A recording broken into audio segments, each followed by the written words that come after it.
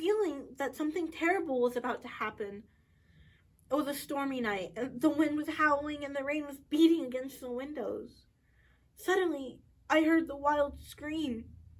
It was my sister's voice. I ran from my bed and rushed into the corridor. As I opened my door, I heard a low whistle, like the one Julia had described. And a few moments later, I heard a heavy clanging sound, as if something heavy had fallen. I ran to my sister's door and found it unlocked and swinging on its hinges, with Julia clinging to it, swaying almost like a drunkard. Her face was white with terror. Her hands groped towards me for help. As I caught her in my arms, her knees gave way and she fell to the ground, writhing and convulsing in pain. I bent over her and she suddenly shrieked out, "Oh my God, Helen!" It was the band, the Speckled band. She lifted her hand weakly and pointed to Dr. Roylett's room. Then another convulsion seized her. I rushed out, calling loudly for my stepfather and meeting him as he opened his door in his dressing gown. When he reached Julia's side, she was unconscious. Even though Dr. Roylett sent for a doctor from the village, Julia died without ever regaining consciousness. Miss Stoner, are you certain about the whistle and the clanging sound? I could have sworn I heard it, but maybe the storm was playing tricks on me. Was your sister dressed? No, she was in her nightgown, but she was holding a box of matches in her right hand and the charred stump in her right. That means she was trying to light a lamp when she became frightened. Did the police investigate your sister's death? Very carefully, especially since my stepfather's behavior had been strange, but the police couldn't find any cause of death. Julia's door had been locked from the inside and her windows had been locked. The walls and floors were examined and found perfectly solid, and the room has no chimney. No, it seems certain that my sister was alone when she met her death. Were there any marks of violence on her? None. Signs of poison? The doctor examined her but found nothing.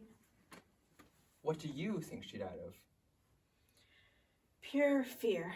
A terrifying shock. But I have no idea what frightened her. Were gypsies camping on the estate at the time? Yes. And what did she mean when she referred to a speckled band? At first I thought Julia was just delirious. Then I thought that she meant the band of people, the gypsies. They do wear spotted handkerchiefs on their heads, so she might have been referring to that. I'm not satisfied. This all goes much deeper. Please go on. All that happened 2 years ago, and my life has been lonelier than ever until now. About a month ago, a friend, whom I'd known for many years, asked me to marry him. My stepfather didn't object, and we're planning a spring wedding. Then it seems you're about to begin a happier part of your life. That's what I believed. But 2 days ago, my stepfather had some workers start in to repair on our side of the house. My bedroom became dusty, so I had to move into the room in which my sister had died and sleep in her very bed. Last night, as I lay there thinking of her terrible death, I suddenly heard a low whistle, the very same whistle Julia had described to me, the whistle that announced her death. I jumped up and lit the lamp, but saw nothing. I was too shaken to return to bed, so I got dressed and sat there, waiting for daylight. When it came, I slept out, hired a cart, and drove to Leatherhead. There, I boarded the train to London, and you. That was very wise of you, but you haven't told me everything. But I have. You're shooting your stepfather, Miss Stoner.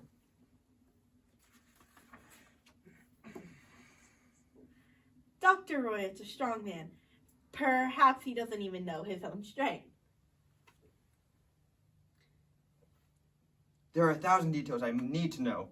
Miss Stoner, we haven't a moment to lose. I must come and examine Stroke Moran today and examine the rooms. Can this be done without your stepfather knowing? I'm sure we can arrange that. Dr. Roylett said he was coming into London today on an important business that would probably last all day. Excellent. Watson and I shall be there. What are your plans for today? I have 2 errands to run to take care of in town, but I shall return on the 12 o'clock train. and we shall be there early in the afternoon. I too have some business matters to attend to. Thank you, Mr. Holmes. And you too, Dr. Watson. My heart is lightened since I have confided my troubles to you. What do you make of it all, Watson? A dark and sinister business. Yeah, if Miss Doyle was correct in saying that the bedroom's floor and windows are solid, and no one could have entered through the door and windows, then her sister must have been alone when she met her mysterious end. But what of those whistles and the strange words of the dying woman? A speckled band? I don't know. Well, we know that the gypsies were on the ground and they were friends of Dr. Roy Lotz, and we could guess that the doctor wanted to prevent his stepdaughter's marriage. Perhaps we had them frightened her, and a metallic clang might have been caused by the gypsies at the shutters. I don't quite agree, and that's why we're going to Stroke Morgan today. What's that noise? Who is that? What the... What do you use, Holmes? It's my name, but who are you? Dr. Gimsey Roylott of Stoke Moron. Indeed, Doctor. Please have a seat. I'll do nothing of the kind.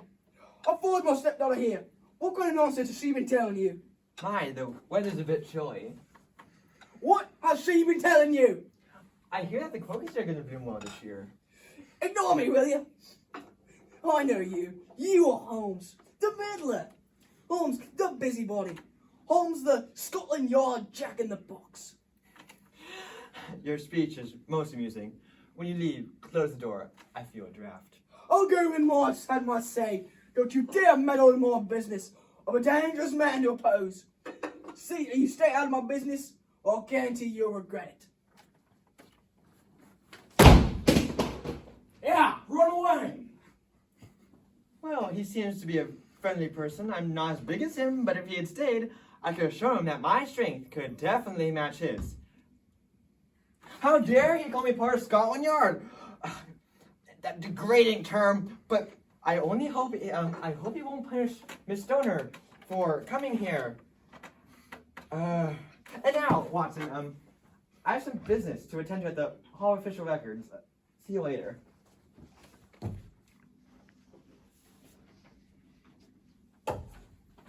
I saw the will of Dr. Roll's wife, and he determined that the current value of her inheritance had to be figured out of the worth of her present investments.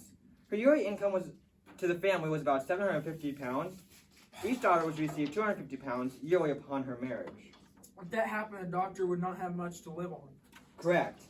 So through my morning work, I proved that Dr. Roll had strong motives into preventing Julia's marriage and Helen's marriage now. And so, Watson, since this old man knows we are looking into his affairs, we do not delay. I'll call a cab and we shall be off. Oh, and bring your gun with you. That's always an excellent argument when you're up a man with that temper.